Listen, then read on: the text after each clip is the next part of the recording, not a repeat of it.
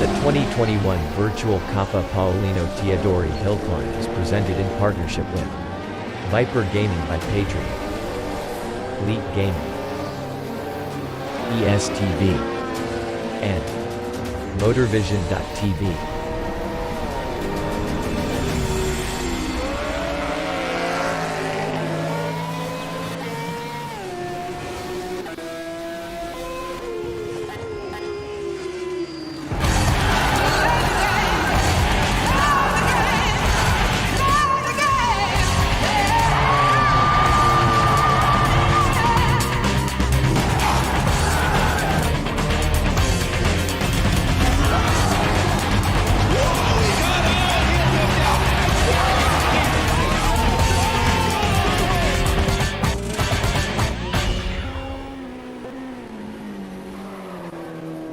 Racing for Green is here to help you carbon neutralize your racing.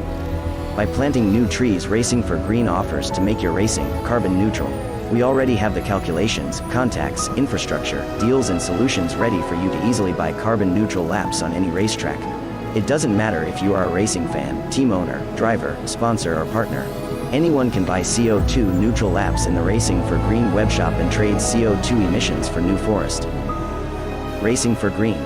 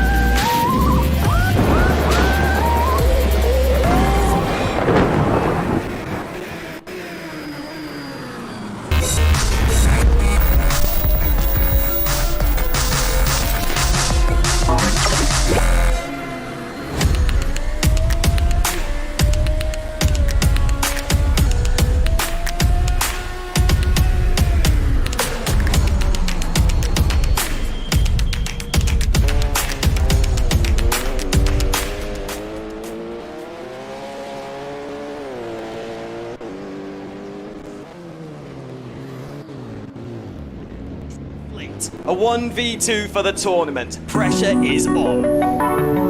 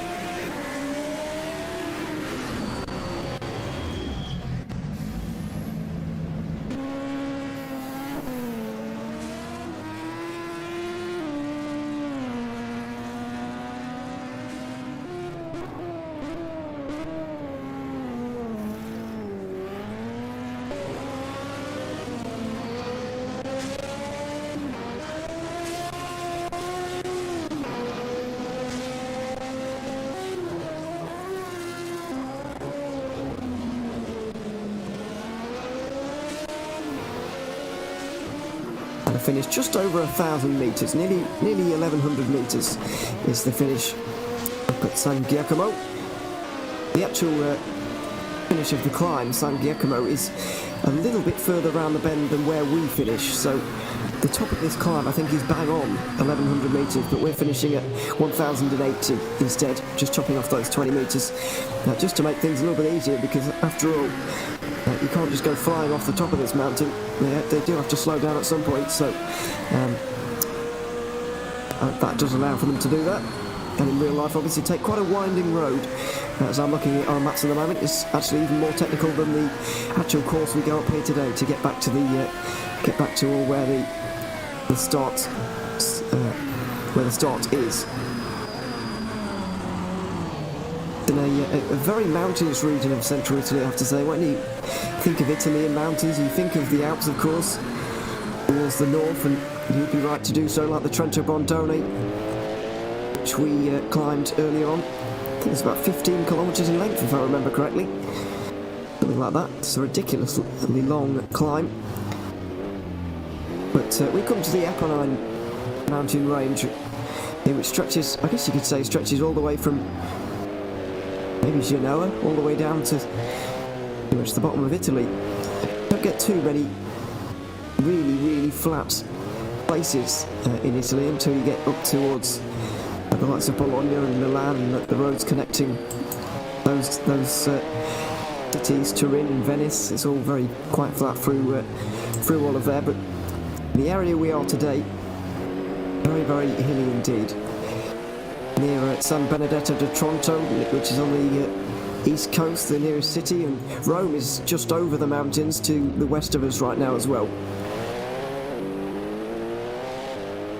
And indeed, you see this area, especially at the top. It's not a lot of stuff growing. You'll see it's quite barren up towards the top.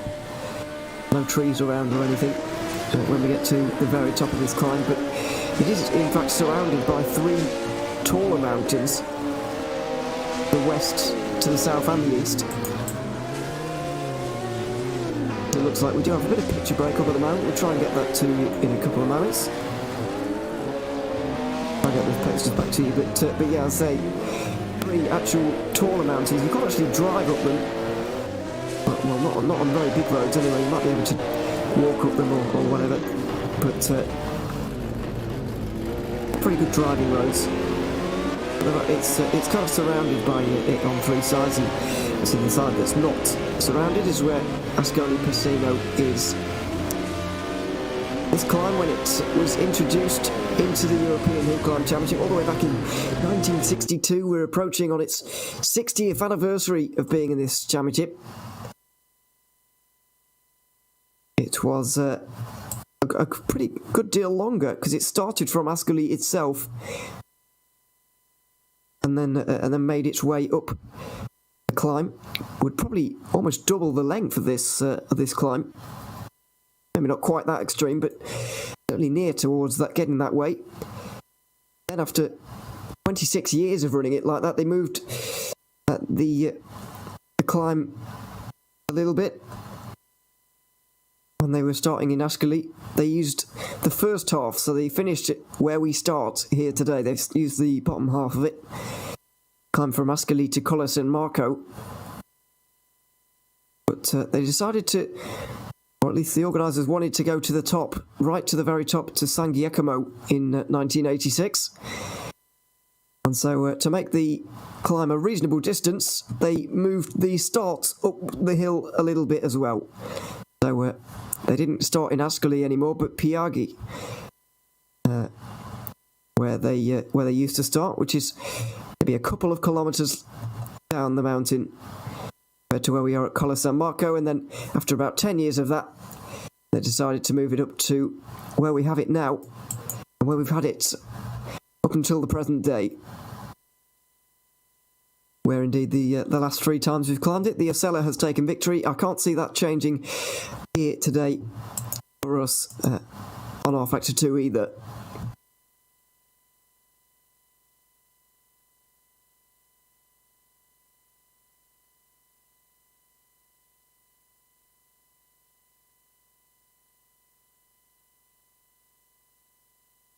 I do excuse the technical difficulties going on, by the way, at the moment that we're having, but we'll have those live pictures to you in a few moments' time. I can tell you that Sebastian Renat in that Osella, as I was mentioning, is still leading in qualifying right now. He's taken all of the victories bar one in this championship, where Ludovic Farut was the winner. Of course, that was on the Reshberg second round. Farut was the favourite and ended up spinning around and getting stuck, actually, which not only lost him first place to Renat, but second as well to Karate. That could be a very important 3 points to the Swiss driver come the end of the season. But let's wait and see on that one.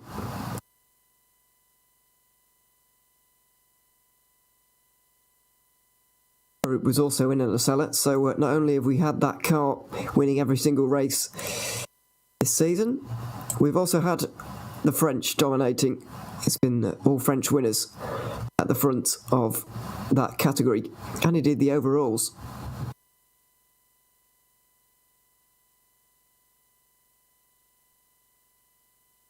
Of course, Antonis Paranopoulos is looking to try and get 2 titles here for Greece in this year. All 5 of the Drivers' Championships have been taken by different nationalities. But we do have, because obviously John Spider is winning for Greece in Group H. Paranopoulos is going to try and do the same in E1 plus 2000. But at the moment, I can't see him quite on the server. We've got 25 drivers here right now, but not one of them goes by the name of Antonis Paranopoulos, unfortunately. At the moment in that category, it's Bashadorf, Andre and Malice, 1, 2 and 3. And Bashadorf got a good 2 seconds on his rival Andre. They were going really toe-to-toe at the start of the season, if you remember. Trading race wins and second places. The first 3 rounds, they were inseparable. And after 5 rounds, they were only separated by 10 points. But then Bashadorf really started to pull away. And for the next 4 rounds, he gained 10 points per round. And Andre has not really been able to recover since from that one. Even when Bashadorf got a donut next to his name in Slovenia,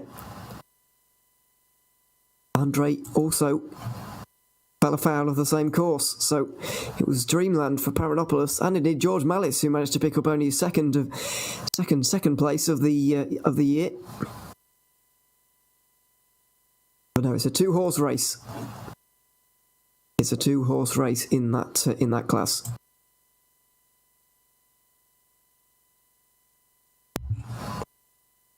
Story of Group H was a very, very interesting one, I have to say. Early on, a number of drivers were separated by fine margins towards the start of the championship. After 3 rounds, we had John Spider, Vincent Toucoulard, Philippe Raab, Julien Delage, all very much in contention. But since then, they've all fallen by the wayside. As I mentioned, Toucoulard missing 4 rounds in a row didn't help. And by the time he was back again, it was too late for him. Far, far too late, I'm afraid.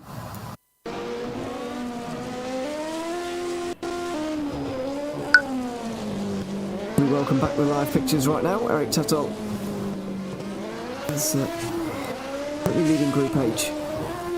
He's only got 3 tenths over Mitko Hristov and 5 tenths over Andros Roosevelt, so it's very, very close in that one. David Dupre is only 1.4 down in the Opel Ascona. Dupre, a bit of a late entry to the season, but he's been doing his thing. He's from Belgium apparently, so must be from the French-speaking part of Belgium, I would guess, with a name like that. But we could just be... Oh my goodness!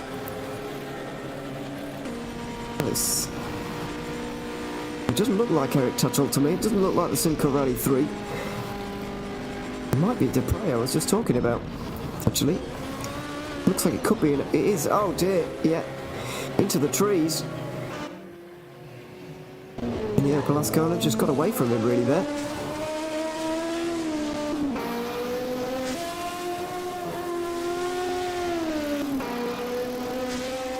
Not quite sure what that was all about, but he's back out there anyway. Oh no, Dupre's still actually not returned to the pit lane yet, as far as I can see, unless he is in there now. But either way, he's had a big accident there. John Spider, our champion in waiting, is fifth in Group H at the moment, waiting to go. He's in the queue to be led out onto the course here for qualifying. And as you can see, it opens out not only in terms of the tree line towards the top of the San Giacomo climb, but also in terms of the pace that these guys can attack the course with, really opening the taps there late on. You've got that final right-hand hairpin, and then it's a long left-hander, sweeping left-hander, right to the end where maximum commitment is needed. See, I think I said this a couple of weeks ago, but we often talk about these courses having a section in the middle where there's a long straight and technical sections towards the end or towards the start or whatever, but for me, looking at this climb here, it's all technical. Not necessarily slow speed kind of technical, but obviously there are some technical sections.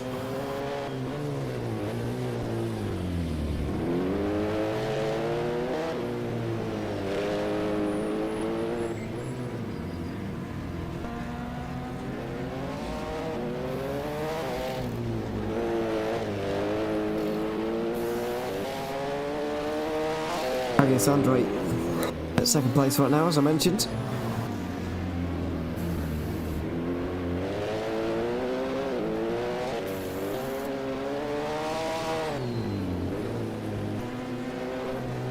It's 26 cars connected right now. I'm keeping an eye on the bottom of the list because I'm holding out hope that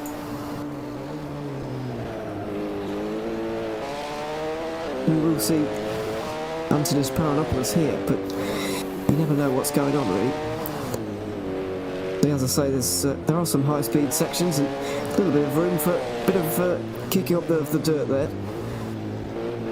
Opens out and then a couple of trees to keep them busy, and then that is the final hairpin. This is the long left-hander to end off that I'm talking about.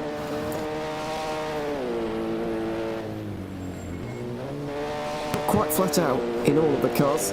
We saw earlier with Eric Tuttle, he was right on the limit.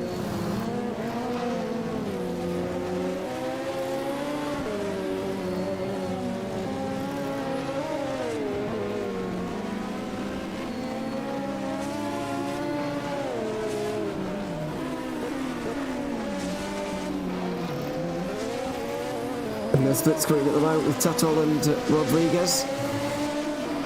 Both of them leading their respective categories right now.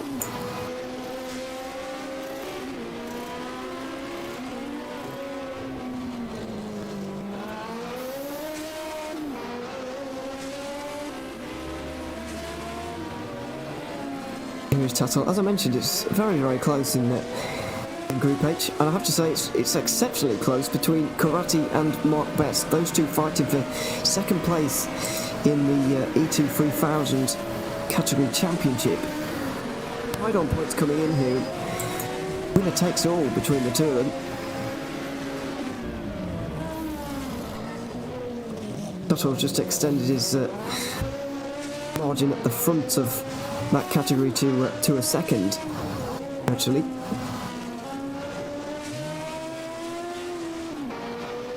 Corrati just begins a lap. I was referring to Tuttle's previous lap time, by the way, rather than the current climb that he's taking on, but that doesn't look hopeful for a better run. It looks like he's lost his rear right wheel guard there, wheel arch. Very exposed on the rear right there now. Oh, and dear, he's going to be even more exposed now. Into the trees he goes, I'm afraid. And that's going to be back to the garages again for him.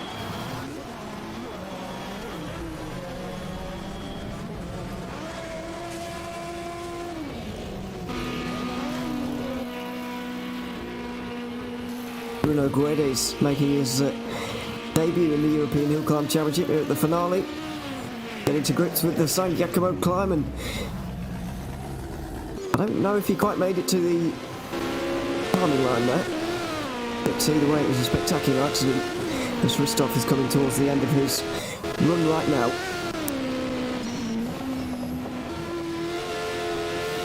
One of the very few occasions on this calendar where you can actually use a bit of the real estate on the inside and outside of corners. We really haven't seen that very often. It's normally barriers, banks and cliff edges normally, but this time you can kick up the dirt just a little bit.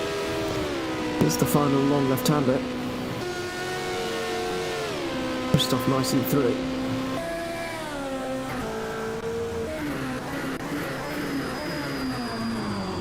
And to see where he might have gone in the order with a time like that. Didn't look like it was any better, and he stays third for the moment. Yeah, as I mentioned, the battle in E2 3000s is very interesting. Karate and Best are separated by 15 thousandths of a second right now.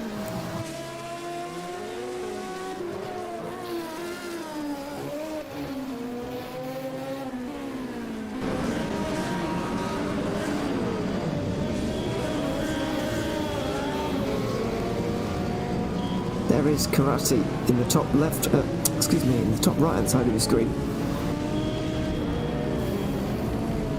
We're going to see some net breaking stuff up that end of the screen, I think, over the next couple of moments. And Mark Best also out there. Let's have a look at a bit of a ride on board here.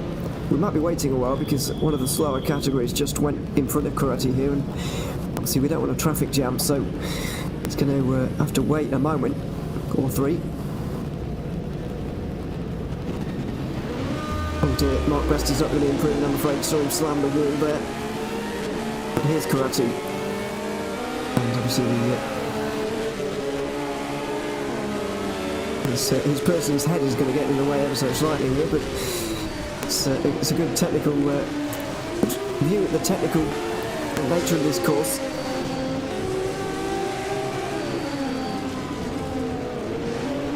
Quite Formula 1 style camera placement there, is it, from the never mind.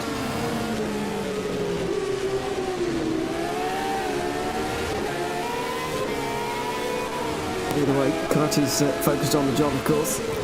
See the off-board shot in the top right.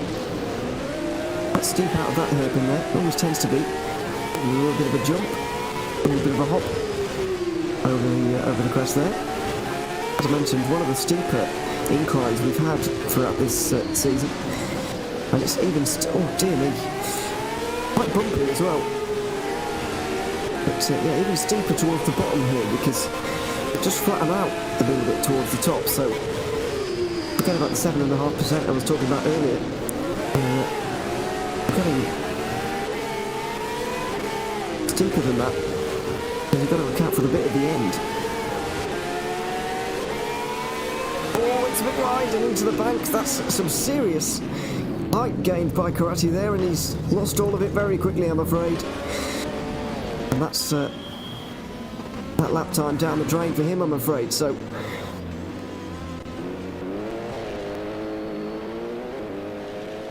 looked like it was going fairly well.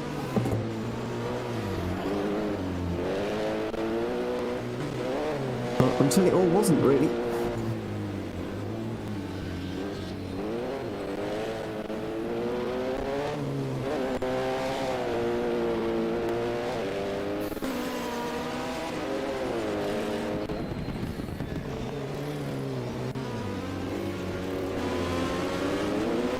Here is Mikko Hristov.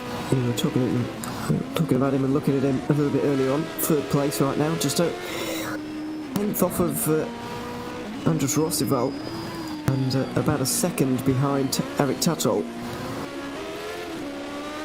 As I mentioned, the top five for either Renat or Tatol will do in terms of getting that team's championship for Equipe Regal, and it's looking very, very likely that will take place as things stand.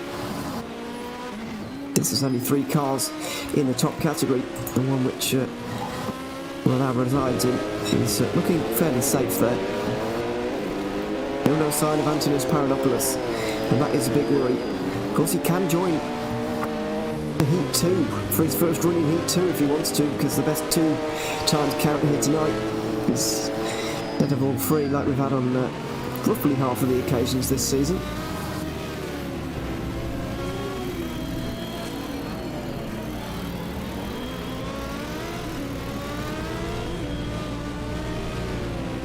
But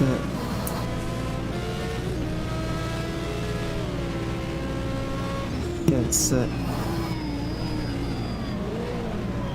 difficult to see championship changing in that if that indeed is going to be true. I guess Andre, by the way, is too far back from Parodopoulos to actually do anything.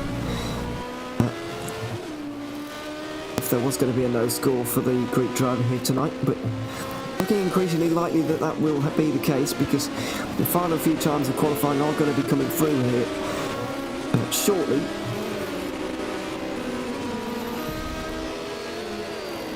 Currently 24 drivers connected, and quite a lot of them out there on the course. So a short while till we get qualifying over with, and then the first heat beginning. And we're just trying to get as much practice in as possible, I guess. Out here at the moment.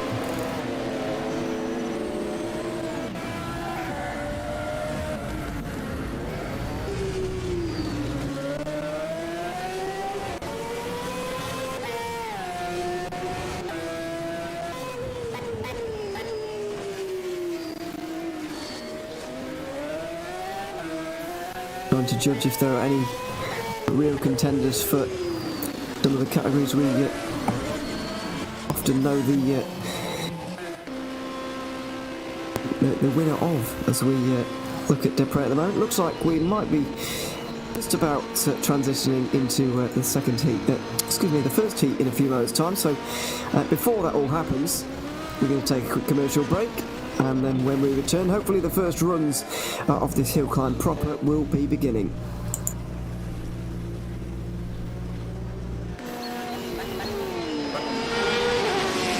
The 2021 virtual Coppa Paolino Teodori hill climb is presented in partnership with Viper Gaming by Patriot, Elite Gaming, ESTV, and MotorVision.tv.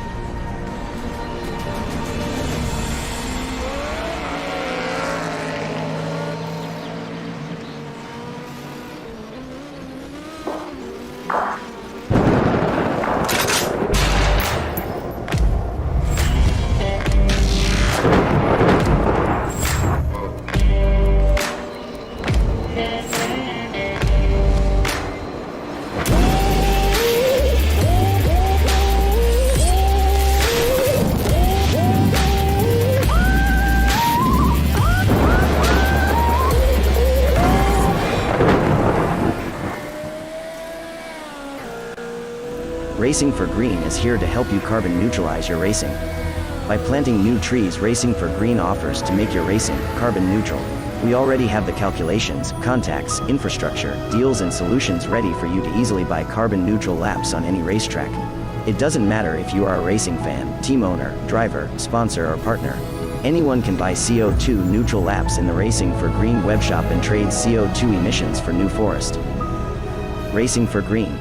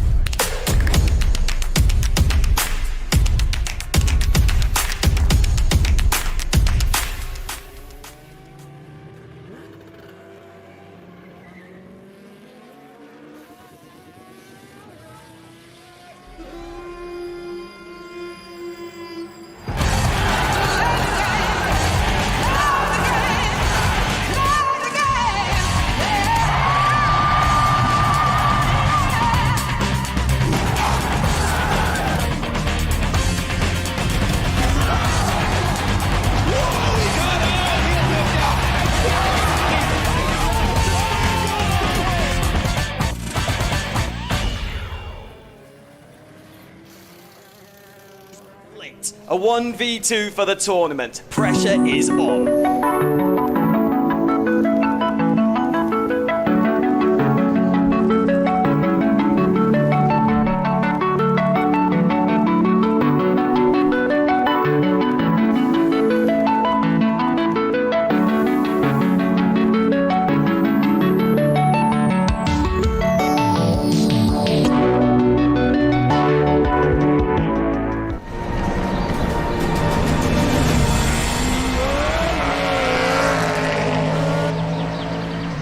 Welcome back to the Coppa Paolino Teodori hill climb here in Italy. We've just about timed this one right because Heat 1 is about to get underway in the next few moments. Qualifying has happened over the last few moments, and I can tell you that Sebastian Renat is going to be rolling off first, as he has done pretty much since the start of this championship, really. From round 3 I can remember him taking these pole positions in inverted commas for these heats.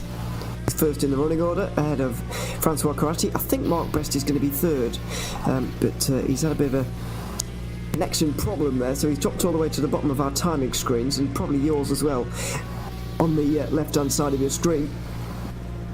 But he will be rolling off third, ahead of Bashadorf, Andre and Malice, the three E1 plus 2000 cars. But where are they going to be, or where is Antonis Paranopoulos is what I want to know. And yeah, it's not looking good for his championship charge. In that case, we were hoping for a fantastic finale between the two of them, with only 9 points separating them coming into today, but it's not looking good for Paranopoulos here. Just having a look at some highlights from the last hour in the top right hand side of your screen, if you can just about peer into the view there. There were some quite big crashes, it has to be said, and we might well be having a couple of looks at some highlights, especially towards the end of our event here tonight, when all the heats are over and done with, and everybody has been up this San Giacomo climb 3 times from Ascoli Piceno in Italy. As I mentioned, we're just a little bit northwest from Rome, in the Apennine region of Italy. A very hilly region, lots of famous climbs, lots of famous towns around and nearby. So yeah, it's not often recognised by people outside of Italy, because obviously everyone wants to go to the north, and Milan and Venice and Rome, obviously, which is not quite in the north, but they don't often come to the Apennine hills. They want to go to the Alps or the Dolomites or so on. But these are some very challenging ones in their own right, very twisty as you've seen, and quite bumpy, I seem to notice when we were on board with Francois Corratti. His suspension working overtime there, and don't forget it's not great on those more prototype looking cars like the Norma he's driving.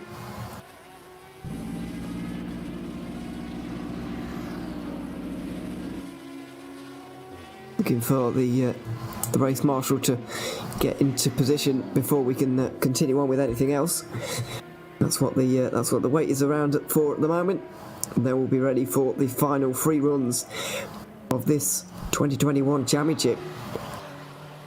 We've had 32 out of 35 runs so far in anger for all of these guys. It's far more than that. These guys have probably done more than that in one qualifying session throughout the year.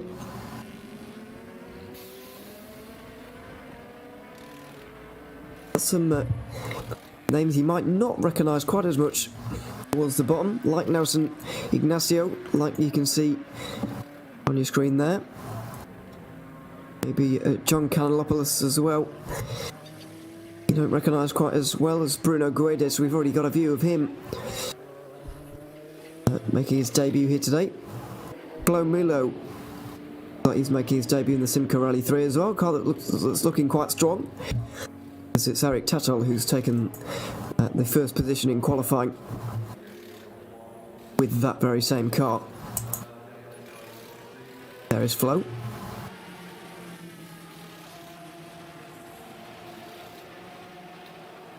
In what is once again the biggest category of this meeting, 11 Group H special cars, making up the 24 cars we have currently connected to the server. Hopefully we can get them all to the end of this one. We've had good numbers throughout this Hill Climb Championship for 2021. We've had a bit of a dip in the middle, but I feel like a bit of a resurgence towards the end. Group H has been so popular, with so many drivers taking part.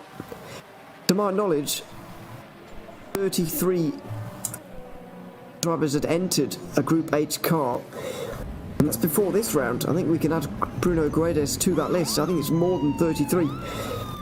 And 31 drivers have scored a point, with 32 competing in an event. So it's been an astonishing uptake from those in Group H as the pace car gets itself into position. Yeah, it's been very, very enjoyable indeed. More than 50 drivers taking part over the course of the championship overall. And yeah, we hope we will have a similar situation next year. It's quite an early start actually, next year's championship. I think it's the 10th of January. So over a month of break, about 5 weeks. Sebastian Renat, for those 5 weeks, is going to be basking in the glory of what is going to be a European Hill Climb title. He has been dominant this season, as I mentioned. 10 race wins in a row now, looking to make it 11. He's going to hold the record for the most race wins in a row over this season, no matter what happens here today. And it will be purely shocking to see him not on the top of the standings in 2 hours' time. Technical calls here today up from the Colla San Marco to San Giacomo at the top of the hill. I guess it's more of a mountain if you count the whole of it. We're starting about halfway up one here today. You see the cars are kind of parked on the side of the road where they start, because it's not really a town or village. That's why Karate gets underway for what is a very important day for him. He needs to beat Mark Best for second place in that championship. Only 15 thousandths of a second separated them in qualifying. Let's see if it is also that close after 3 heats of racing here this evening. And now making his way through the first half of the course without difficulty, and now he can open the taps just a little bit more open, although still technical. These high-speed corners are very much to the liking of the Acela and the Norma, but more so the Acela. The disadvantage they have, of course, not really being able to use the dirt either side of the road to get yourself turned in. It's not really the thing that you would do in one of these cars. They're so low, they're so reliant on downforce, you don't really need to slide it around like some of the other guys will be doing a little bit later on. Renat's coming through the final corner though and steams over the line. You can see why they end the course a little bit earlier than the climb actually ends itself, because the speed they're carrying at the top there is quite frightening. But Sebastian Renat does a 1 minute 37.0, 57.0,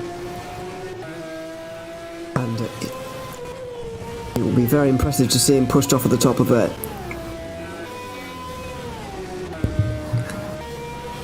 Francois Coretti in the top right hand side is having a very, very important few minutes here. Where is this first time going to take him?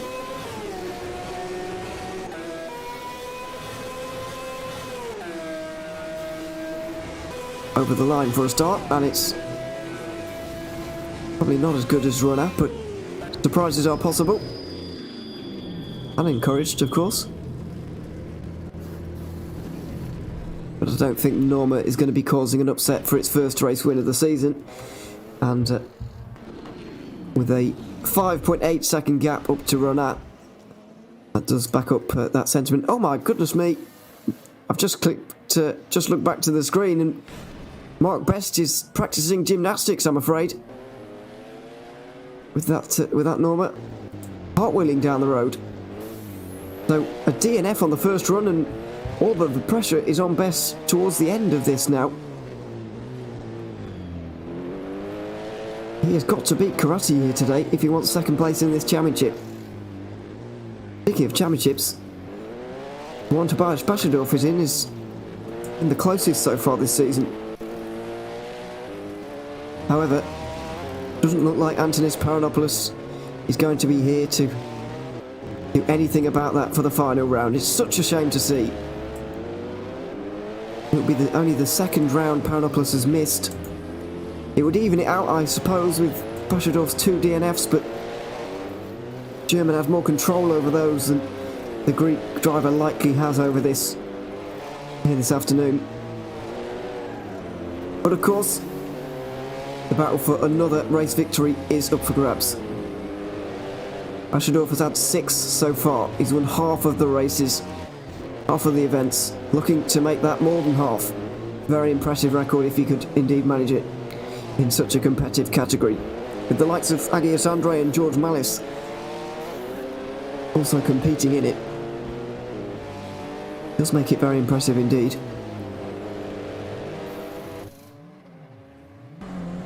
German is going to take the long left-hander towards the end and come over the line.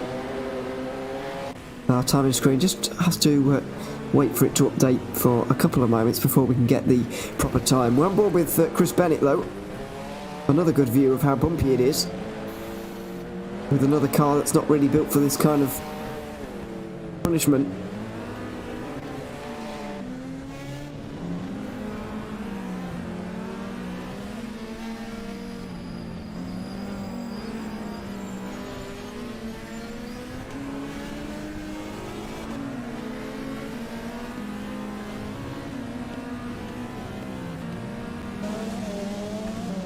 It's a 12.3 for Bashadorf from the first run, by the way, and Agios Andre is going to try and do a little bit better. So is George Mallis, you can see on the right hand side of your screen as well. Andre not able to, 3.6 seconds down. He was doing a little bit better than Mallis in the qualifying as well, so expecting Bashadorf to be having things his own way here, and he is indeed. Mallis is nearly 3 seconds away from Andre himself, so the German looking very comfortable once again at the top of E1 Plus 2000. Time to go and have a look at slower categories, but they are going to be a lot closer and hopefully very, very entertaining as always. Group H always goes down to the wire. Very rarely is it a complete runaway victory for anybody. As mentioned by the championship standings, really, Ryder has managed to win 4 races this season, but for a driver who's having a championship all his own way, more than 70 points of a lead, you'd expect him to maybe have won more than that. It just shows how good this category has been so far. Eric Tatol has come second on 2 occasions to Spider and then Andrus Rossival, the Hungarian, and they're only separated by 1 point in the championship at the moment. So the battle for third in the standings is definitely on, with Patrick Fossey, who currently holds that one at the moment, but he's not having... Well, he didn't have a great qualifying. Can't rule him out just yet, but didn't have a fantastic qualifying.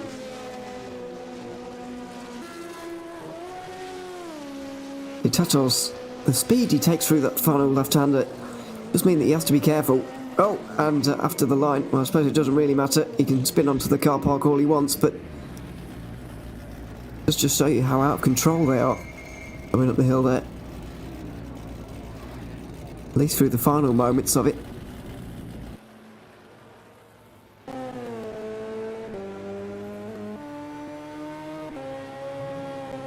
.22.9, we'll call it for Tatol. Pablo Rodriguez is out there as well for the first of the E1 2000 cars. Valadis Koralits looks like he's the only one who's really going to be able to challenge him in this one. And And David Dupre is on your screen right now in the Opel Ascona. Not particularly nimble through those technical sections. The quick succession of corners cutting him out a little bit there. And we had this earlier with Dupre for some reason. Wasn't quite wanting to show his correct name, but here we are.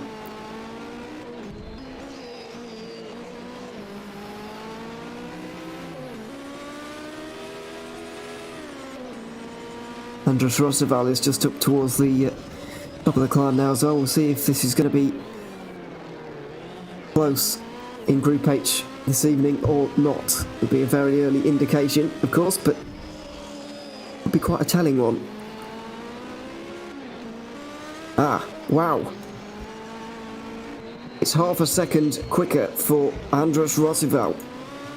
Wasn't expecting that, judging by qualifying performance, so that is a pleasant surprise for everybody apart from Tato, really.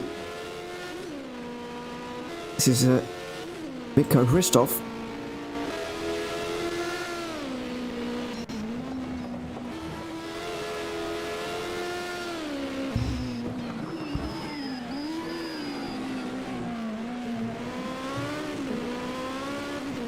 And here is the final long left-hander as well I was talking about. Opens out, very recognisable, instantly recognisable really. A little bit of a straight and then a long tightening left-hander to end it off. And then a finish round the bend as well.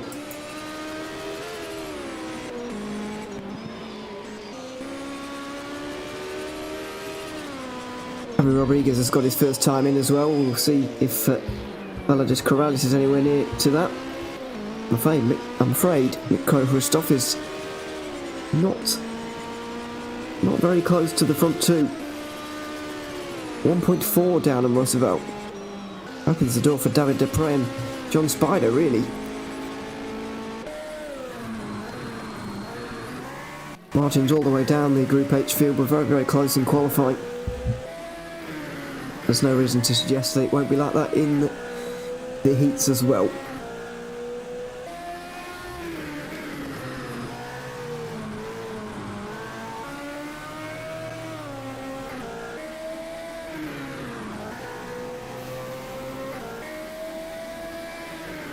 Dupre has indeed got his time in here, and I'm afraid it's not quite where he'd like to be. 3.5 seconds down. Spider should be able to at least slot himself into fourth, you would imagine. You see him on your screen at the moment.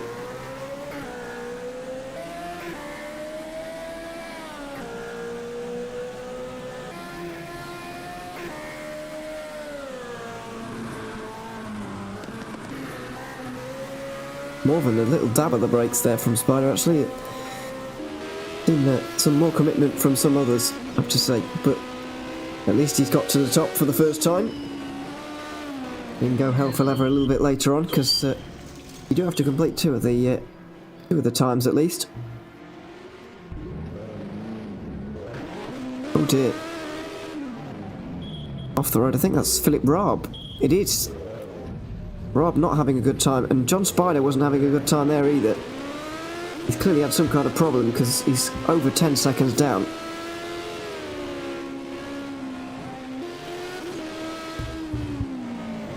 But it's not been textbook from everybody in Group H so far, I think it's fair to say. And Raab's time here is not going to be anything to write home about at all, I'm afraid to say. 6th place in the championship, starting himself off with 3 second places, but he's not been in the top 5 since slipped out of the top 3 in the championship as well, and this kind of performance is not going to be helping. Patrick Fossey retires after his first run here, so he's clearly had an off somewhere as well. Ah, yes. That's Molo with no front end on that Simca Rally 3. Now he's been into the barriers as well somewhere. Started off very orderly at the front of this field, but oh, and it's not continuing well for Molo, I'm afraid. As I mentioned, started off very, very orderly, but if you go further down, mistakes are starting to creep in.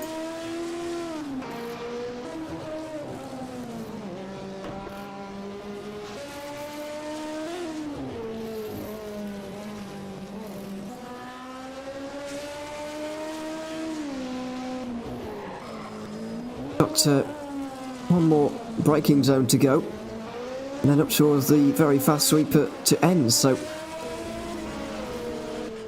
we'll see what the time's going to be. I think this is Philip Raab getting back underway again. There's a 47.2 for him. Miles away from where he wants to be. Good 25 seconds down. It might not be Philip Raab, unless we're watching delayed pictures. We are indeed on a replay. And Miller was even slower than Raab, I'm afraid, after all of the bodywork he lost on the way. Valagis Corrales looks like he's retired from his first run. So does Fossi and Ludovic Calvé. So absolute disasters happening for a lot of these guys by the looks of things.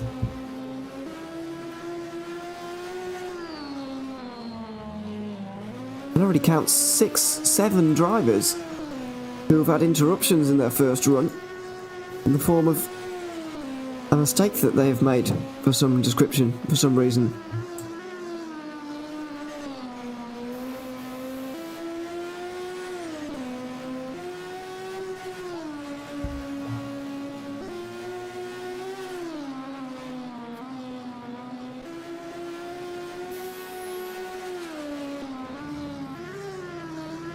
Here's Pedro Rebello in the VW Golf E1 2000 car. This is so trying to challenge Javi Rodriguez if he can. But good luck with that. Louis Lecras tried to do that with Peugeot 306, trying to get up towards the front, and just over 5 seconds down on Rodriguez for Lecras.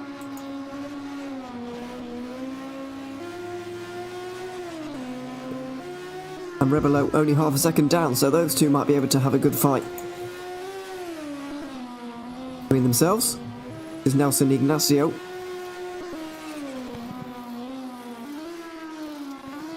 Trying to get it stopped without locking the rears entirely.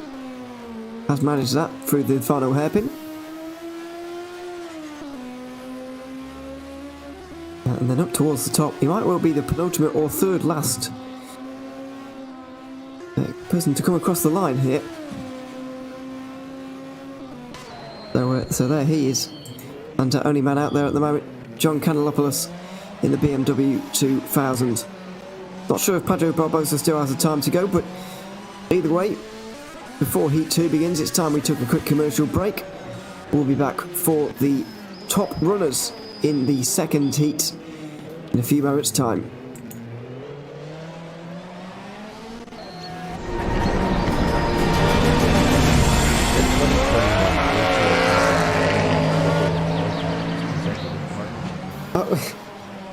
I'm back on the screen again.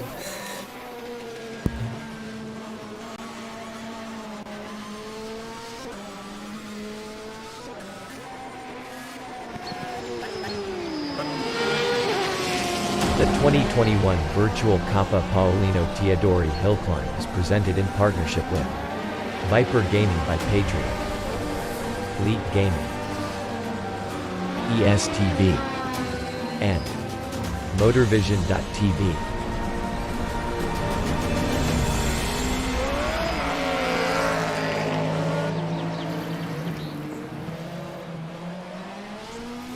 A 1v2 for the tournament. Pressure is on.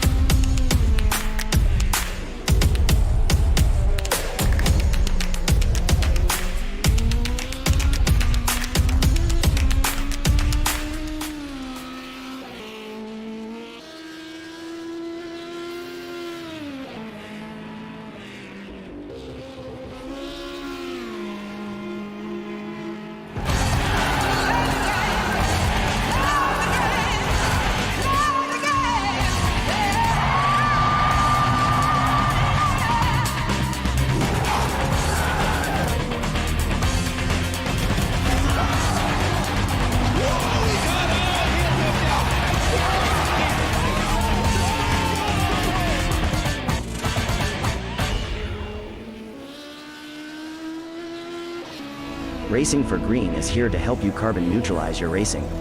By planting new trees, Racing for Green offers to make your racing carbon neutral. We already have the calculations, contacts, infrastructure, deals and solutions ready for you to easily buy carbon neutral laps on any racetrack.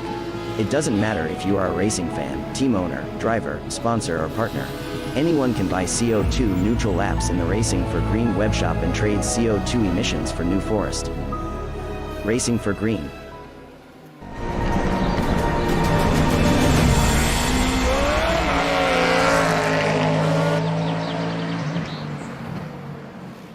Welcome back to the Coppa Paolino Teodori here in Italy, the final hill climb of the year in 2021. We've just ended Heat 1.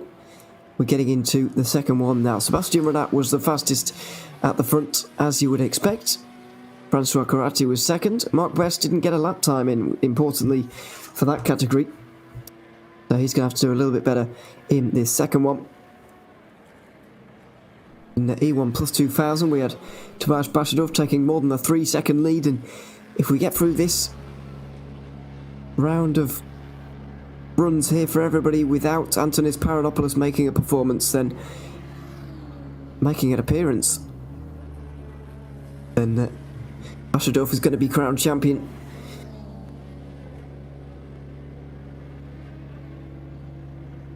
And it's not going to quite look as close as this season has been crying out for. A bit of a... Not sure if this was in... Oh dear, that's a tree for somebody there. This is from qualifying a little bit earlier on. But the changeover between the two heats here is not as long as it is between qualifying and the heats, because we don't have to resort the running order again. We just have to position the race director's car, basically. And we can get going again for a second run. Second opportunity for many. Quite a lot of them to get it right for the first time. Bruno Guedes was the last of the drivers, see on the left hand side of your screen, who would be relatively pleased with their lap time. Everybody below that had a mistake of some description, I would have said. Although it's hard to be across everything at the same time.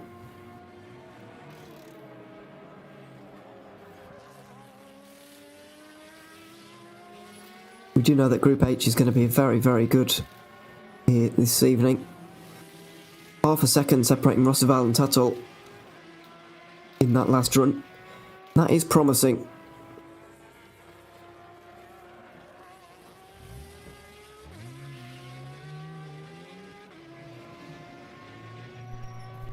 There was some spectacular crashes in qualifying, as we saw. That was Guedes, the most recent replay you saw.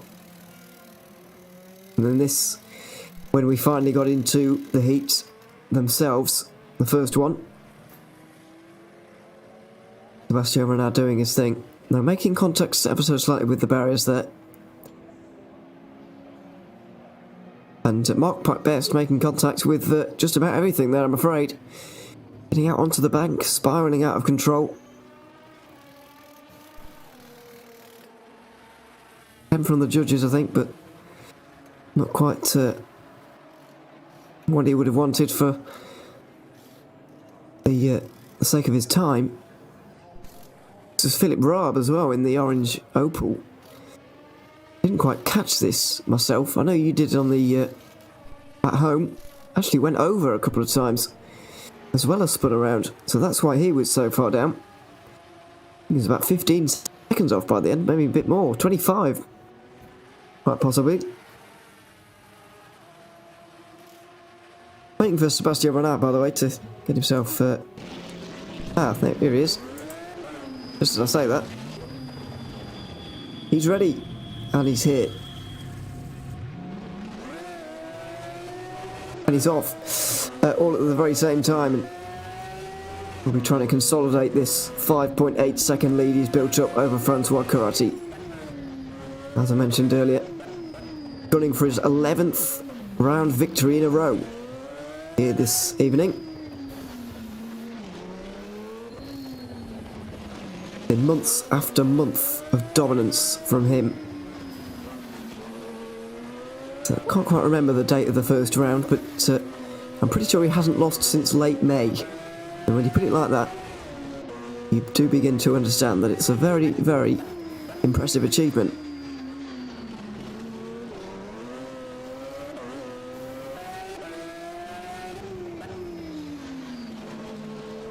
Obviously the Acela has been the car to pick this season by the looks of things. It looks like it's going to be a complete whitewash of victories for them. But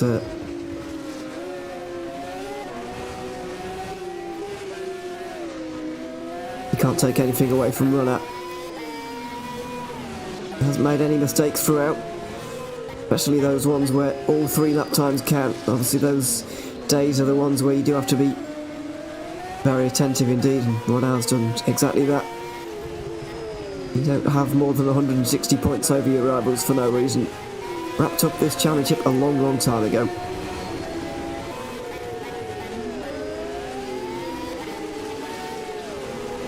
The real battle is on the right hand side of your screen, Karate versus Best, and the pressure really goes over to Mark Best. I would have said Canadian needs to get a time in of any description for a start here, because he DNF'd on his first run. And so he cannot afford to do that again.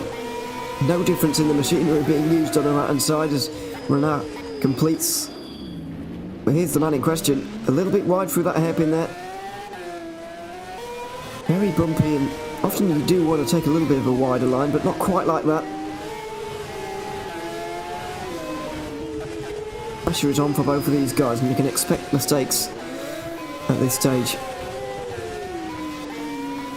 Oh dear, he scrapes the guardrail as well. Just keeping it under control. Karate is about to complete his run here. Mark Best chasing him down all the way. It's not actually that far behind him on the road here. Not a short distance between the two.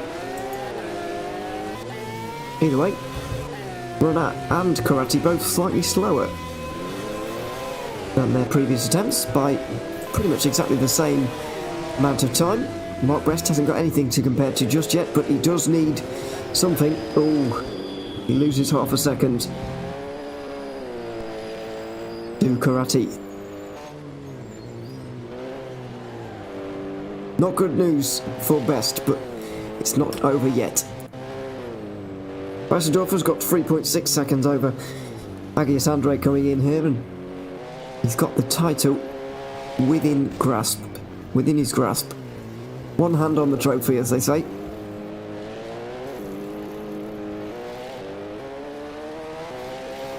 What he's got to do is keep it on the road for this lap time, and he can go hell for leather in half an hour's time. We look forward to seeing that. Nice and controlled through the final section of the lap.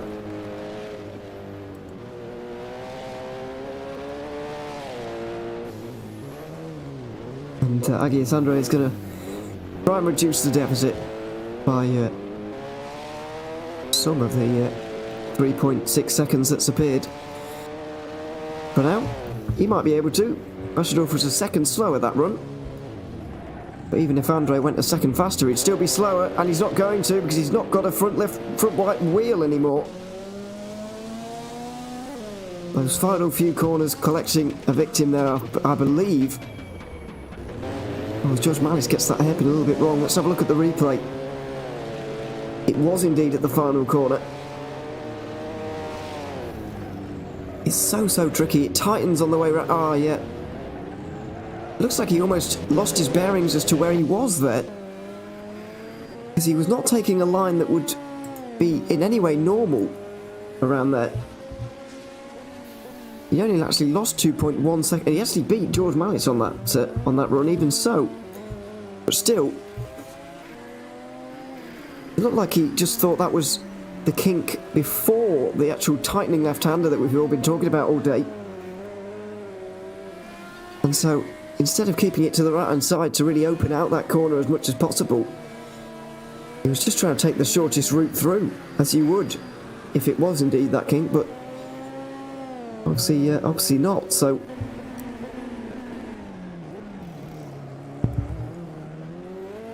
Andre loses a bit of time, and Weissendorfer extends his lead out in that category. And indeed, there's only a few minutes left for Paranopoulos to get in here and save the championship, but even so, I think it would be very, very difficult for him to do so.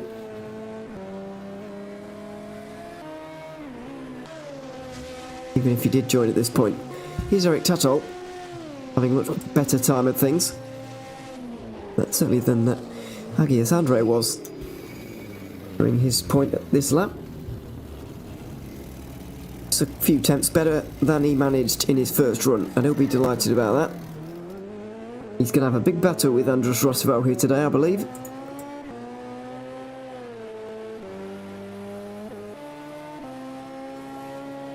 Javi Rodriguez looking in control as he has done all season.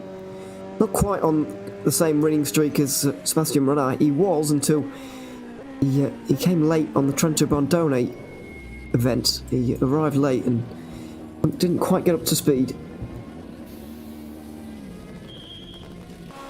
So he lost out on that particular one to Ivan Moro. Poor Valadis Corrales wasn't at that one either. It's 6 second places for him. He wasn't able to get one that time either. There is Roosevelt, and he's over the line, and he's got another half second on Eric Tuttle there. A nice job from the Hungarian. And he's extended that lead out to a second in the order right now. I do apologise for the bit of picture breakup we've got once again. Trying to get the timing to work on the left-hand side, the leaderboard to work at the moment. So I'll be keeping an eye on the live timing, as you can do at home indeed, on timing.gtr24h.org, and if you click Hill Climb when you're presented with the 3 options, then you'll be away, and you'll be able to see the same that I can. Better or worse.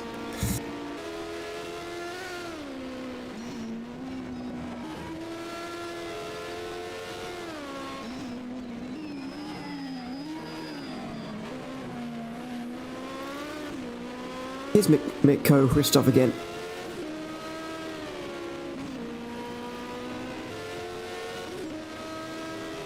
He lost 1.4 to Roosevelt in the first run, so he does need to gain something back here.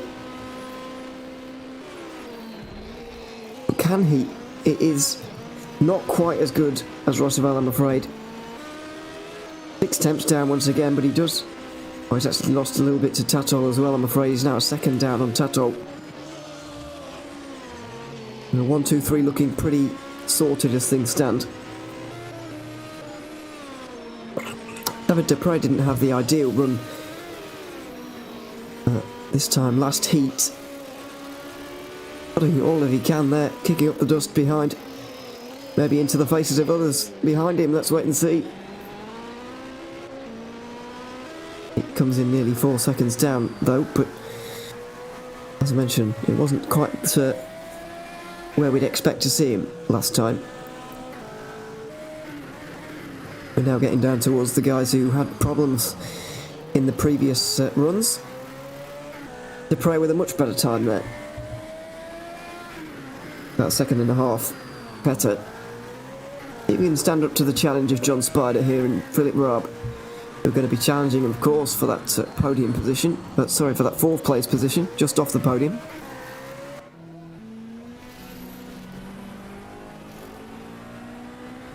It would only be the 4th time John Spider's finished off the podium all season, and that would certainly indicate and give us a clue as to how he's managed to win this championship. Oh!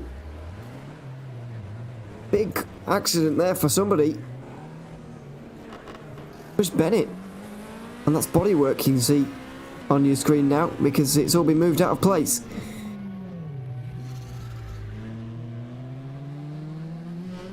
Got very out of shape there, did Chris Bennett. And obviously, since he's getting to the line now, he's going to be winning again in this category. Only he has competed in so far this season, and indeed throughout the entirety of the season.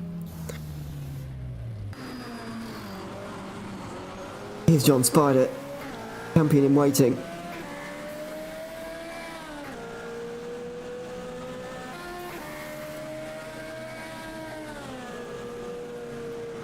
Through the final corner.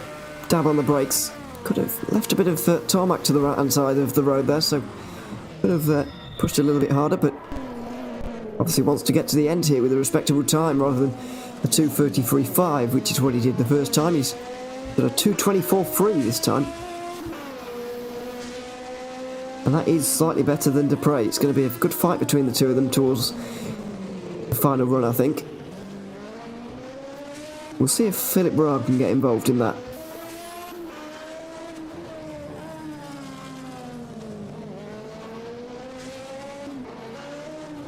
This is Flo Mello. Where has Philip Robb gone? I don't think he's actually in the server anymore, Philip Robb. So that might well be the end of that one.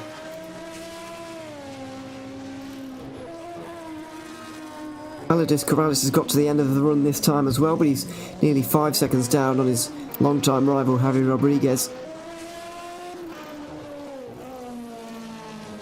And yeah, we really don't have that many runs here to go. Pedro Barbosa was the last driver to get out there last time around. You can presume it's going to be the same once again, although I didn't see David Tashev out there at all last time. Had a decent spell actually in the championship. Decent start. Podiums in all 4 of the first 4. And he's not been here since the 5th round of the championship, so it's been a good few weeks, maybe 3 or 4 months since he's stepped foot in this championship, but it's good to have him back. Flo Mello getting to the end this time with more body parts than he had previous time, I'm glad to say.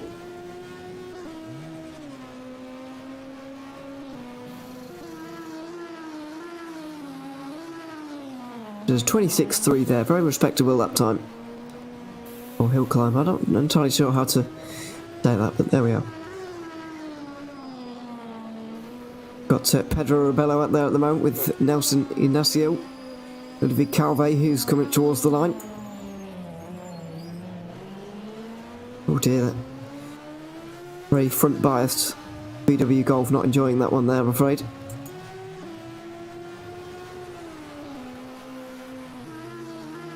I think this might well be Rebello. And this is instead Ignacio. Calve does a 28.8, so nothing to really write home about, but he's got a time on the board, unlike the first heat, fortunately.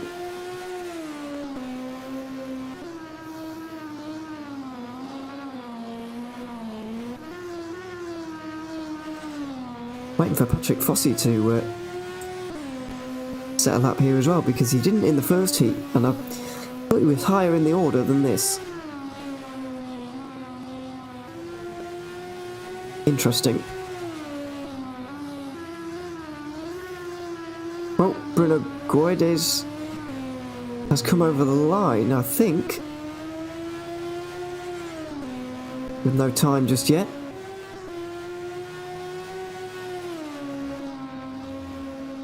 Oh no, he's just started, excuse me. Rebello over the line. As you can see, David Tashev it was I was looking at. 3rd place for him. 10 seconds down on Corrales, so disaster for him really.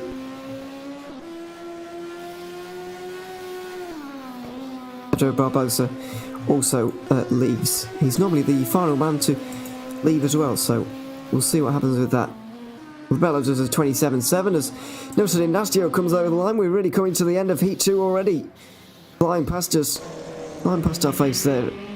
In very quick succession. Bruno Guedes and Pedro Barbosa are out there right now. We're going to update you on those times when we come back, but we're setting ourselves up for the 3rd and final heat of this championship, the 35th run in the European Hill Climb Championship for 2021. Make sure you're back for it. We'll be taking a couple of moments out here for the commercials, but make sure you join us for the final heat in a few moments.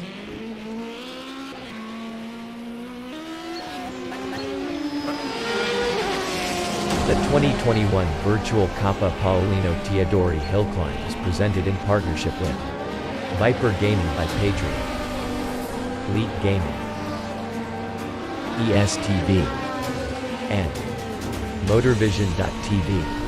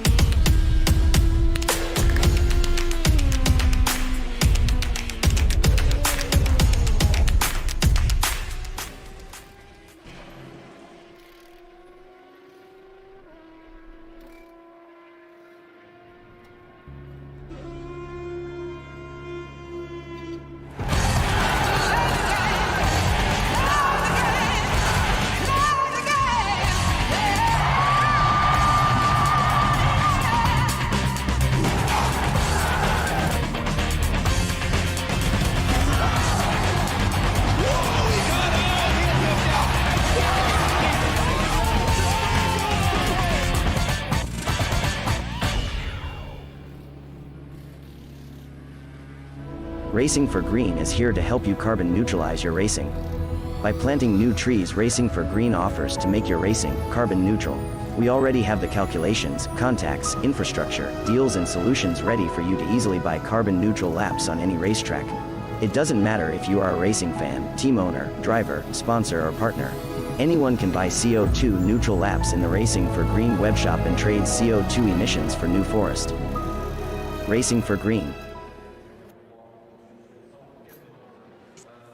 A 1v2 for the tournament. Pressure is on.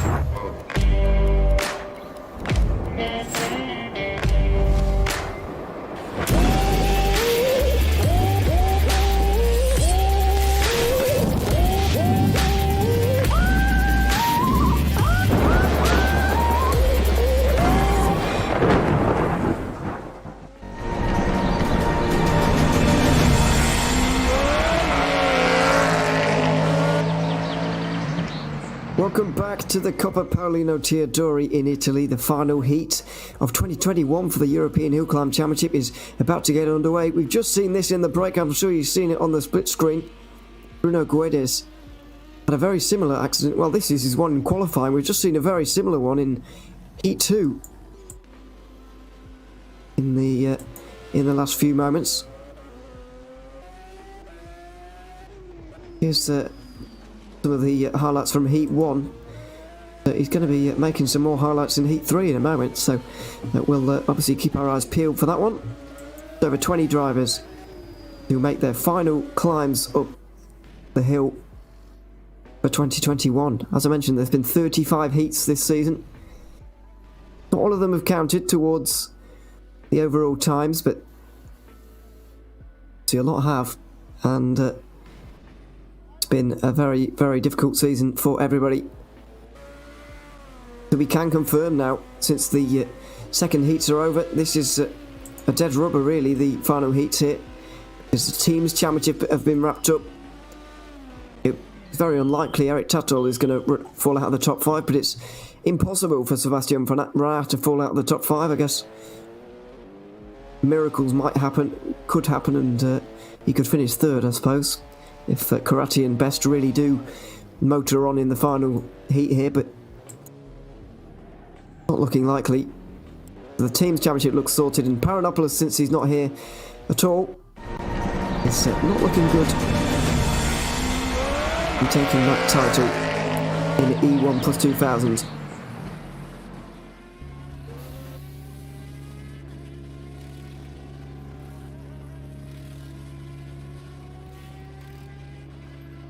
So for the first time and only time here tonight, let's have a bit of an onboard view.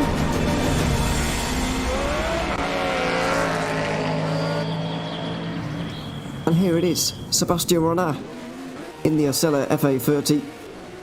Our champion in waiting of E2 SCSS 3000 making his way up the climb towards San Giacomo, out of Colle San Marco and into the technical first part. A bit more slow speed than the second, where you can open the taps a little bit more, but it's all arms and legs here for Renard right now. Oh, and into the outside wall. We've not seen that very often. The curse of the camera, I think, is just got him there, and he's out wide again. He's already got 2 times on the board, and it's very unlikely he'll be overhauled in this particular event. So he can afford to take a few risks, and that looks like what he's going to do. The way he glides through those hairpins is just like nobody else can in this field.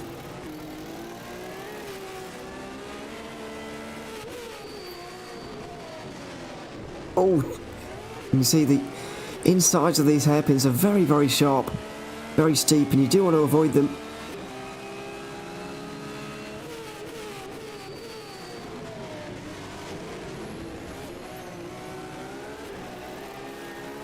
The more high-speed section here just opens out towards the top.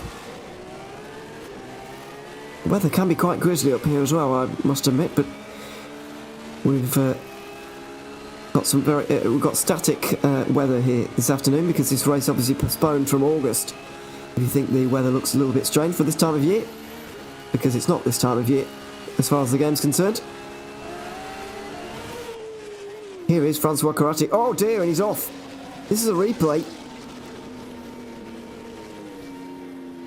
And if Mark Best were able to do a 2-minute 2.2 or faster, then he would get second place. Oh, goodness. And it's all going wrong for Sebastian Renard as well, who's... Well, I suppose it's an acrobatic celebration, but...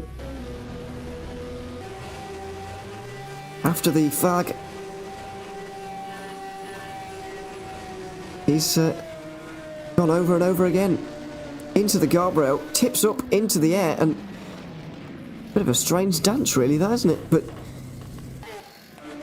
He just crossed the finish line, and that time won't count. As you saw, it was a bit of a scruffy lap by his standards, but either way, he can now officially enjoy the championship victory. Francois Corratti is just hoping Mark Best can't do this 2-minute 2.2 or faster. Over the line for Best. Is it going to be good enough for the Canadian to get second place in the championship, or will it be Francois Corratti?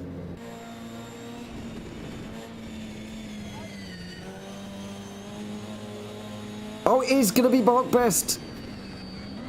A fantastic lap right towards the end has secured him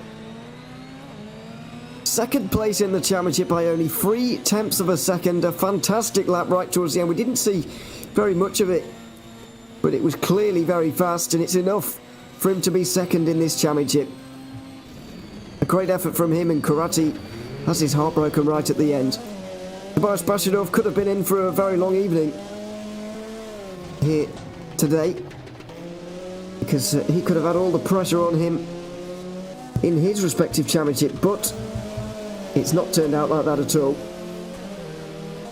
He's taken not only the championship by what's looking like 32 points, he's going to take quite a comfortable round victory as well. George Malice here needs a mid 2-minute 15 if he wants to overhaul Agis Andre, who's not been able to set a lap time in this final heat either. A lot of people just pushing hell for leather since the season's over, and just not going well for some of them, I have to say.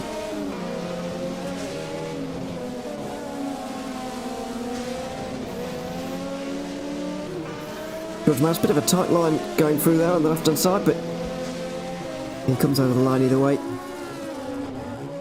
And he does get into the 16s.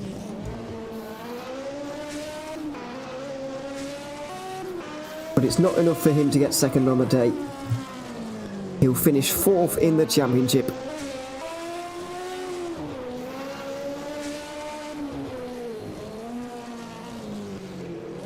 Eric Tato, well, this is important actually. Group 8, this is how Agius Andre didn't complete his third heat. We did note he was in the garage early, and this is exactly why. Plonk on the barriers and no point in carrying on.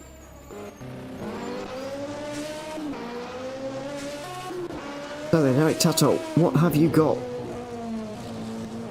He lost half a second in the first run, he lost half a second in the second. He needs to pull something very special at the back here. Oh! And it's special for the wrong reasons, I'm afraid.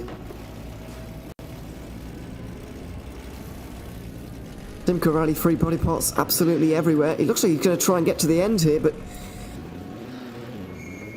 he's got no front left wheel right now, no rear wheel arches, no front right wheel arch either, no rear bumper, no front bumper, no bonnet. Oh no, and another wheel's gone. Oh, and Javi Rodriguez arrives on the scene. Thank goodness he was out of the way there. That could have got very messy.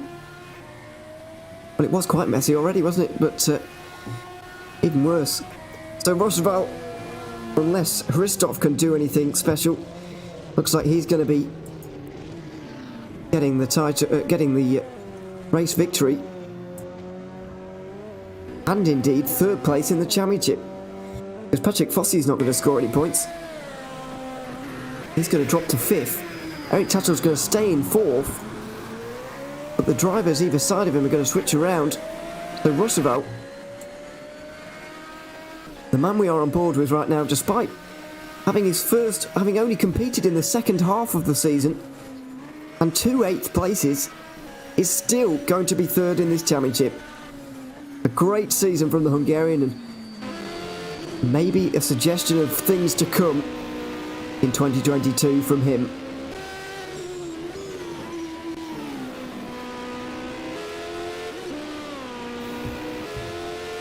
Roosevelt, remarkably consistent today as well. 3 attempts cover his 3 times. Here's Mikko Hristov.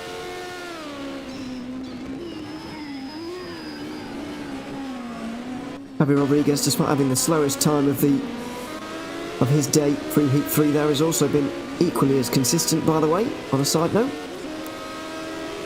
This is David Dupre we're on board with, and a very important lap for him because John Spider will be bearing down on him for that 4th place. The front 3 positions seem to be pretty locked in. 1, 2 and 3. But behind that, there is a conversation ongoing.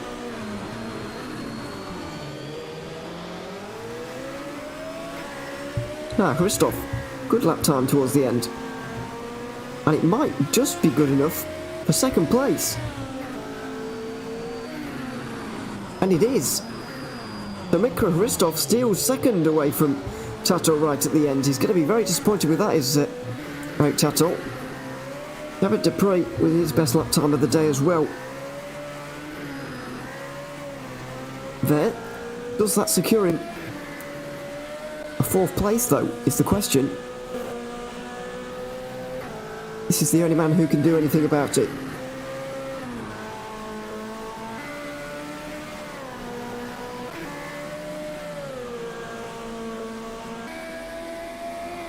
The Group H champion here this season. Oh, it's wide, kicking up the dust.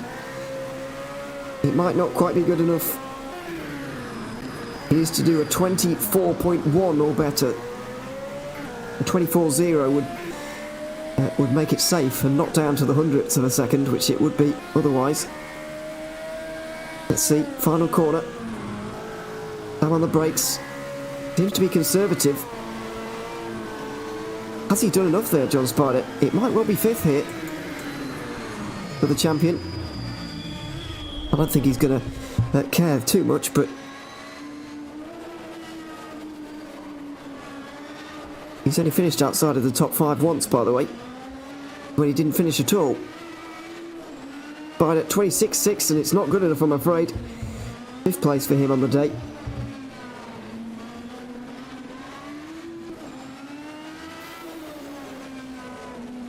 And we're going to be able to watch the rest of the drivers coming in. Well, it is Corrales. is coming up towards the line. Just finished now. Finishes his season. The 2 times he did get in were very consistent indeed, but neither were good enough to beat Javi Rodriguez. It's another second place for Validis Corrales. To add to his collection of 6 already, that's the 7th now to his name.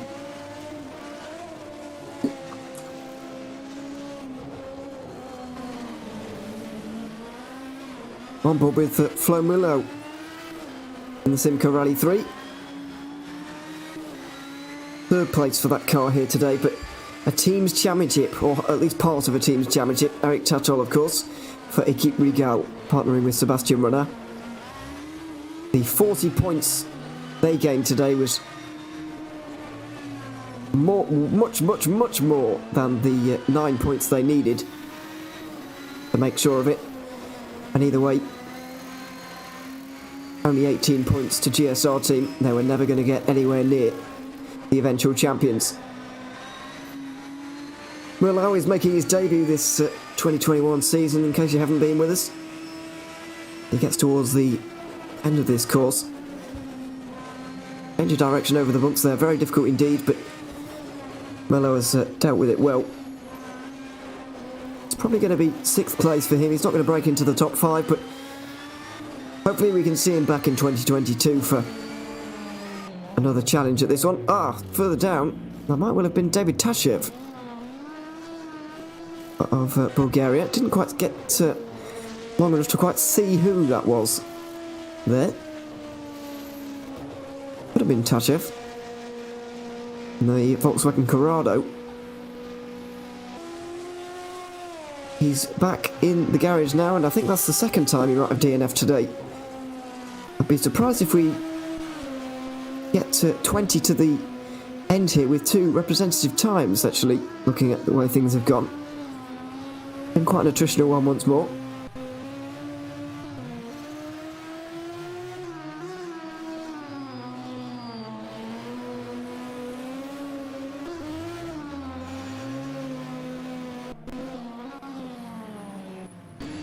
Pedro Rebello on board with him. Also his debut today.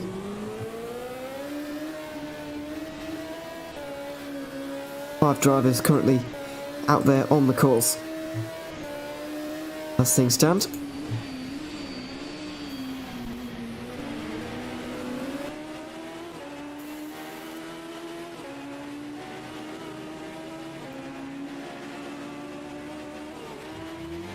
Is Louis Lecroix on board with him. He's next across the line. He's got a bit of suspension damage going on there. You can see left hand down. And he's going to slide his way into the car park at the top of San Giacomo. He has got... there's actually a hotel up here, by the way. It's the hotel car park they keep sliding into, in case you're wondering. There's 2 on each side of the road at this stage. Finish it at the top today, by the way. We're in the Marcia region of Italy, but it finishes pretty much on the border with the Abruzzo region. You see, we're about to see here as Pedro Rebello is about to slide across the line into the famous hotel car park. As it, basically about now, he's crossed into Abruzzo, into a different region of Italy. So we are right on the border here with this climb. As I mentioned, a very mountainous region, despite it not being the Alps or the Dolomites. Final, well, it's now 3 because Nelson Ignacio has just come across the line. Final 3 drivers of this 2021 season about to complete their hill climbs. You know, the Coppa Paolino Teodori climbing up to San Giacomo from Colle San Marco. Yes, these guys have come all the way from Ascoli Piceno as well, I guess. The town at the very bottom, where this hill climb, of course, used to start, and Pedro Barbosa going for a bit of a spin. I think that's Barbosa. It just seemed a little bit too open for how early he was in the course, but no, it was indeed him.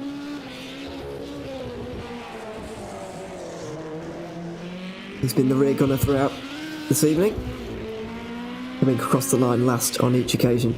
And he will do that once more. Just clonking into the barriers slightly there. As you can see.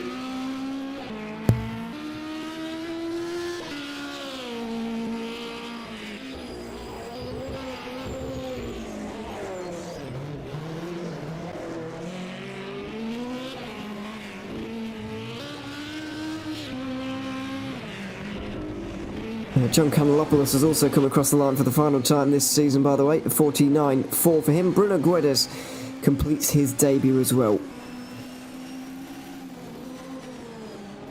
We're on board with the final man across the line this season. The final run of the European Hill Climb Championship in 2021. You can see, by the way, he's been able to open the taps here. The change of direction over that famous bump. He is towards the end. This final right-hander hairpin, the big braking zone.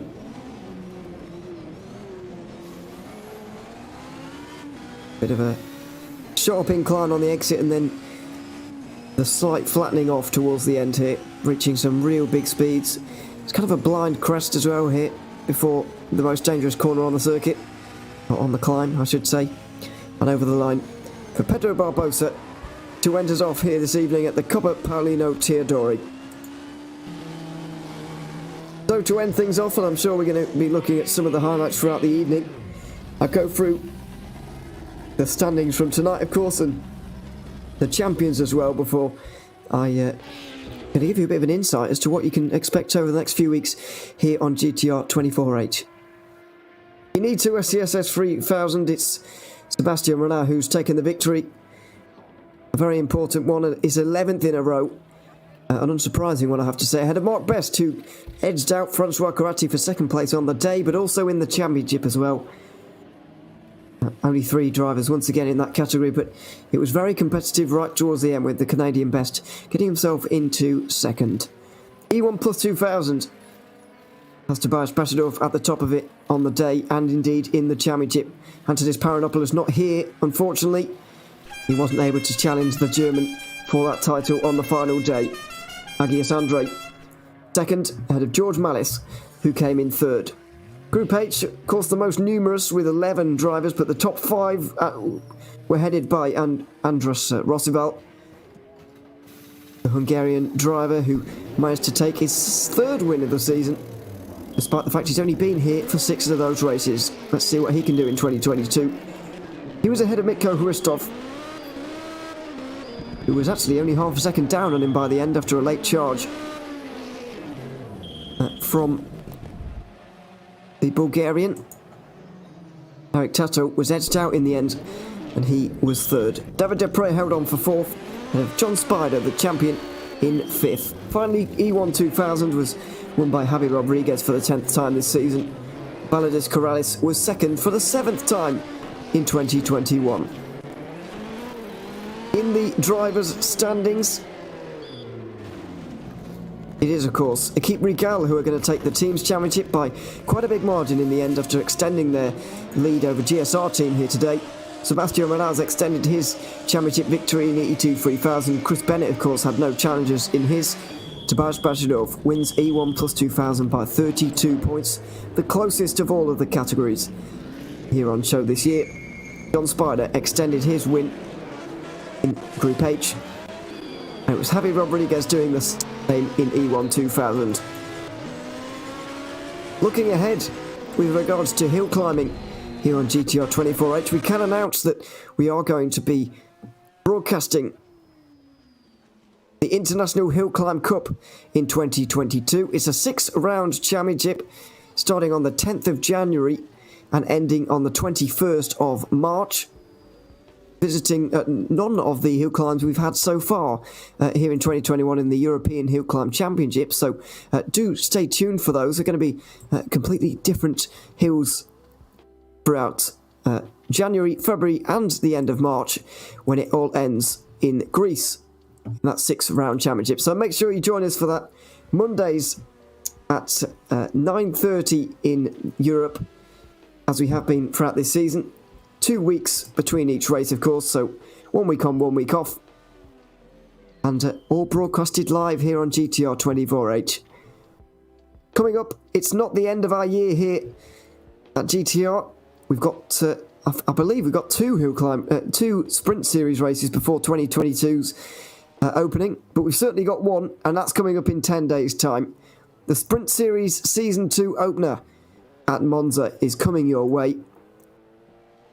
Make sure you join Yusuf bin Sahel, and I believe Kieran McGinley for that particular race. Certainly Yusuf's going to be there. He will not be missing any of the Sprint Series races if he can help it, I would imagine. Very much a big fan. Very much going to be leading that championship for us commentators, as I do here on the hill climb. We'll kind of share the duties for the endurance, of course, but make sure you stay tuned here at GTR 24H. We've got a lot coming up. Sprint Series starting in 10 days. Endurance Racing World Championship in just under 2 months. More hill climbing coming up starting on the 10th of January. Make sure you join us for those. I hope you have enjoyed the show here this season and indeed tonight. My name's been Ewan O'Leary, and we hope to see you again in 10 days' time for the opening of the Sprint Series. For now, though, from all of us here at GTR 24H, it's goodbye for now.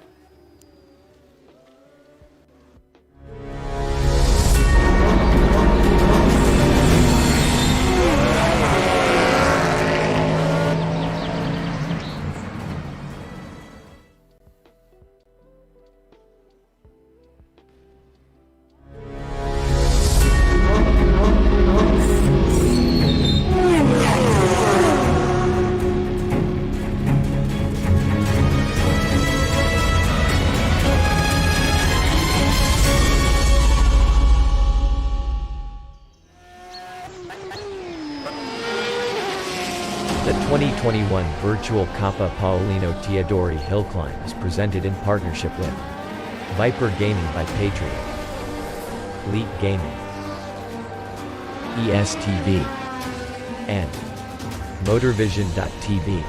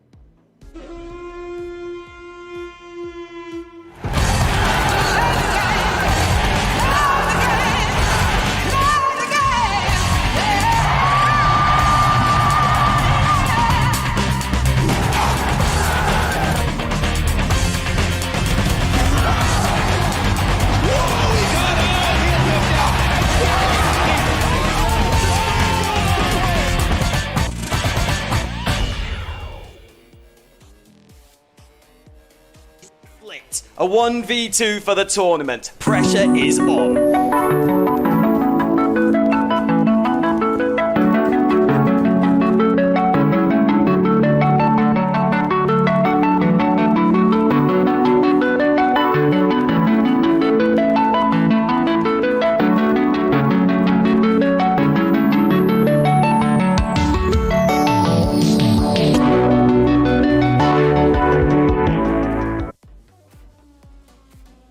Racing for Green is here to help you carbon neutralize your racing.